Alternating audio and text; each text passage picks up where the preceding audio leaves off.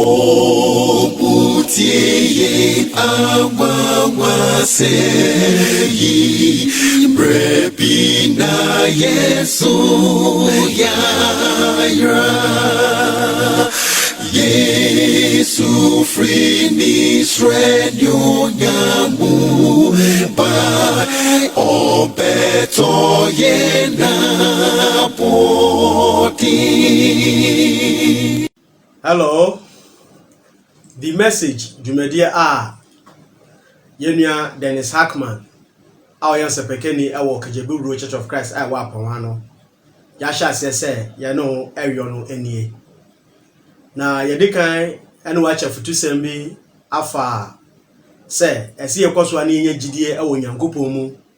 ewo bra sa yade no a ye fe no coronavirus ana COVID-19 no ha adwen ewo ye wiase na ye mu bebre na ye ya pa aba no etutu ya wonfo akasa kire ho bebre ewo mu nti sa wasa enkasa video no obobo modern say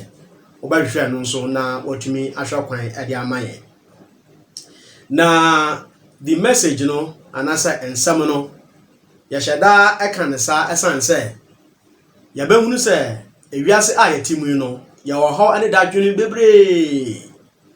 na ya show nipa de seni no ankasa no a ya wo ho no a your greatest problem no aye bone ene ehunsunsanso sin and its consequences. Inti ya ne say ya pese ya fa sa adwumadie so na yetumi ya hwe se bone abaye onipa de seni ehawa ede na nipa de seni betumi afa so no anya bone anu aduro ya hwe ya Bible mu no na ye Awurade Yesu a Onyankopon de amayen no ana ye betumi afa so na anya aduro ede asa ye bone no eyade Inti yaka di message ati said ye ena no yaka no eye Christ-centered message eye Bible-based messages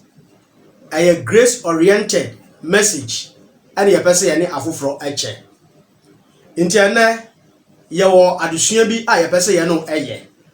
ne edikan ama wanya ntiase se ye dwumadie no eye an exposition of the word of God. Inti Nyankopon asam no ene ye pese ye biebie mu se ye bewura Kristosum mu a Kristosum no gidie ene nsama hodo bebre a afoforo eka no nkyekire a ye dwuma wo Kristofo mu no adoso nso ekuta Bible baako ye behunu se de enti atisa ne se ekwan ye fa so esua Bible ye kyeche Bible mu no eno na de sa ahaw ahodo bebre no ede aba inti ye the various topics ane Bible teams ahudo bebre beto wo ewo ebre ne bremu na ya pensempensemu na yetumi aboa ye ho oyomtofo bi a ye frɛ no Peter Hubert McIntosh aka nsam ebre bi say everybody wants to go to heaven but nobody wants to die. Obi apese okọ osoro ahene mu enso so obi ampese obewu Bible nso akire yen say osoro ahene mu nyamfa honam ene moja enko nti so pese okọ heaven a age so honam ene moja no ugya no ewo ha that is say utumi ewuo ansa na wotumi akọ heaven nanso nipa mbeso owu eno kire ehu a nipa de sani yewo ewo wuo eho o hwe even COVID-19 issue ya ababeda yen so every January a besi sese no nipa bebre hu no abewura wo mu no is because say wonye yade ni bia enche kura wo bewu. Until there's this kind of fear of death. Now so no kura wo mu an say death no by itself no is inevitable. Watwe de obako amfo eye den ara owu obetonye. Na se ebisa question ni say what is death? Ede ani owu ye ka owu a eno ne de ade. Nipa bebre ba wo kwan ahodo bebre a ye befa so na ya kire owuo ase medofo a wotie me se owo omanga na mu a wotie ya nwoma ahodo a ye bo ene nsama ahodo bebre a ebenum ewo kan ewo wuo ho a medofo a wotie me ye de asamba ko ede to ho a nipa de se ni wu a na esie no ye de na to adaka mu na esie no nti empenifo bon se ebinum se adaka mu ehye enam sa adaka bu ohyi ntino wo wiase se wogi wani ebenum conclusion no ese wogi wani wonya hu oba no ofa no afre no ya yese medofo awutie me ebenum so ka se adaka mu ohyi a na wo ma conclude se anam ne santire ese se yedodo ya wonya ho na afi no yede ye nyoma atutu yi nti ni nyina no nipa no the perception perspective the way o si hunu nyoma the views no eno na medofo awutie me ebe kire no akwan obetumi afa so na ode nyoma bi afa na emom no ultimately no ebre bi enwum bi a onyumtufo kase bi a opie ewo maiga na mu eboye me kire Alex Kunedu 1,000 say nipa wu a na asan ma me wu ya manhia no ewo babia nti megimedi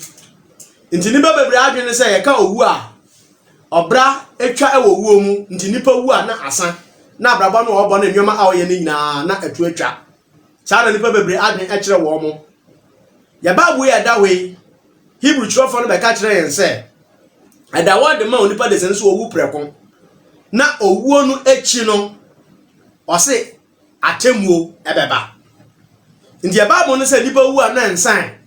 na emom na owuo no echi no ewo atemuo oye bi a wotakọ eyase a medofo yekọ eyase bebre no te say bebre a yekọ ni bi ebe ye kristofo ayie a yewe eyie na asere among the activities jumadi a yekọ so no ebi ye say yekenkan tribute say ye oyere na yekenkan yo say ye ema na yekenkan yo say ebusuanfo na ye di jam de wawuo no na obehu say most of the times no tribute na yekenkan no empepi no ye the Bible agina so bi ana ye de hyase na yakenkan ye tribute no obo say asofo mpo binum say wo mo ba betufo ewo eye no ase a ye wo Bible agina so bi a ye gina so na edidi sa adwuma no Bible agina so ba ko a enipa bebere gina so no mo didi sa adwuma no aye Revelation chapter 14 and verse 13 a o ka say na meteni bi firi soro a ekan se twere se inhyira ne awufo a wogu ewrade mu free sese rekro yi honhom na se ane wo ben home afiri wombre no emu na wonwuma ti mo echi we Bible agina so a yete se nipa bebre no wo mo eka ewa yie ase nti ebra na meti no bebre no ana mbisa ho se sansam no kra no Revelation chapter 14 and verse 10 na dia sampote pa na ewo ho na ye ne ebe yi ase a ye kenkan sansam na de kira foforo no sansam no yete ase eno eche no won ye kan sansam no ebigu woni aso mu no nso won so wo mete sa ansam no ase ana mirafo awuje me na mom nsam no awo ho no nsam a ase ye bomode yetumi ya dwendwen ho. And I heard a voice from heaven saying, right, blessed are the dead who die in the Lord from now on. Inshira ni wo a wo awo ewrade mu efri sese rukre. Ne yakasa obi ewu ewo ewrade mu a, what does it mean? Asien sen. Medofo awutie me. Enshada enye se akwan obi fa so ewu ye, se onya ka akwanhia na owu ya na se okoda ya no wan sorry and so forth and so on. But nipa no owu a oda ho no anu ye betumi aka se owi ewo ewrade mu ana se wanwu ewo ewrade mu na eno na the message edwumadie no ya pese ye bomode na yetumi pense sanse mu na yetumi yaka se wo ewrade mu a in the Lord no, what does it mean? Bit of out Jimmy. Until we are looking at the phrase in the Lord, na no tumi aboan am Revelation chapter 14 and verse 13 no ase. And some of us say otwi age egina so. Until enya se nchira e wo bi a wawu, but obi a wawu e wo ewrade mu in the Lord. Yeah, we want ensembisa miensa a ye pese ye hwe na etumi di yi sa ensam no ano a betumi amaye ntiase. The Edika say who are in the Lord. Why na we ewrade mu? The atosu mienu ni say why should one be in the Lord? Identify na say obi ebe ewrade mu. And lastly, no, how does one be in the Lord? A kwan be no obi tumi fa so no oba Awurade mu. Me dofo awutie me. Si e ka se obi awo Awurade mu a ye de beji sa sembisa ne se who are those in the Lord no? One for ene wo Awurade mu no. Si e ko wura Bible mu a Awurade no ahya ho no aye Yesu Kristo. Inti Bible no edu be bi obaka say in the Lord. Edu be bi so obaka say in Christ. Ni nyina aye the same thing and in Christ Jesus. As I say, what kind Acts chapter 2 and verse 36 no. I will say, therefore let all the house of Israel know for certain that God has made him both Lord and Christ, this Jesus whom you crucified. Into Onyankopon wa ma Yesu no a yasane no wa ma no abaye Awurade ani Kristo. Into Yesu no aye Awurade, Yesu no aye Kristo. Into in the Lord in Christ o ne nyina agina ho edema ade baako. Na yehwe Bible mu ebe hunu se wani a wo Kristo mu no aye woni a ye be from so wo ye Kristofo. Anase Kristo chidifo, followers or disciples of Christ. And a Christians no wo ne ka se wo mu Awurade mu. Saafo na Bible say wo mu ewu a na wo mu awu e Awurade mu. Your next question, why should one be in the Lord? Ade ade kranti ene se obi ebe Awurade mu in the first place. Si ebe Awurade mu a emfaso bi ewo so ede mayen ana. Me do fo awutie me. Ya ba ma Bible no ayi ano ede amayen. Ephesians chapter 1 and verse 3 say, blessed be the God and Father of our Lord Jesus Christ, who has blessed us with every spiritual blessing in the heavenly places in Christ. Bible version you use no a New American Standard Bible. Na han wo say Onyankopon ode huhum nhire nyina. We use King James obakasa all spiritual blessings. Huhum nhire nyina. Oso de ehira ye ewa Awurade Yesu Kristo emu. Inti reason ba kunti eso obi etumi be Awurade Yesu Kristo mu ni se eye Kristo mu nkuto ane yenya huhum nhire nyina. Huhum nhire nyina na yaka ho asama nye awade pa na se obeye sika. Yeka anyoma bi ti se Onyankopon de omfom so ache wo. Yeka anyoma bi ti se Onyankopon abu ubem wabaya abode foforo wanya oje e Onyankopon ensem. Ultimately no asama yeka ni se de betumi ama obi wafate se obetumi aba Onyankopon nche e heaven no yenya ni nyina e Awurade Yesu Kristo emu. Romans chapter 8 and verse 1 no abama one of huhum nhira a yenya Awurade Yesu Kristo mu. No waka say, therefore there is now no condemnation for those who are in Christ Jesus. Into say afobuo biara eniwo edema woni a ewe Awurade Yesu Kristo emu. Me no fa wutie me. Enti emfaso ni nie si ebewura Kristo mu a Onyankopon bu yemfo a anya yie. Nipa aye bone a na bone ne amaye ne Onyankopon ntem atete. Na Onyankopon bu yemfo asanse yaye bone nti no na bone akatua no edenye akọ owuo mu. Me no fa wutie me. Nanso o se de obenya nkwan no obaba wura Awurade Yesu Kristo mu no afọgbo biara eniwo bio emfa ma. Samenye ni ye emfa ma wa yamfa ne se obi akodi ewu ewo Ivory Coast me kire la Côte d'Ivoire na eprosifo eti no epe no ache no na yakum ni bie na nipa no edi America saa na onya ho kwan na across border every Ivory Coast eba bewura oman Ghana mu se nipa no etubi eye saa pa afa de woni a asujafo ne police fo no a ya pa nipa no ache no ewo Ivory Coast no wo mo antumi ema meche no ewo man Ghana mu so mo obribi awia de wo betumi aye ne se aise wo mo ne o man Ghana ekasa na ya momu no ye chi saa ni no oni no na ye de ma wo mo enti na asem ne se nipa no akroso border no tumi biara tumi die biara ne nyoma hodo biara akoso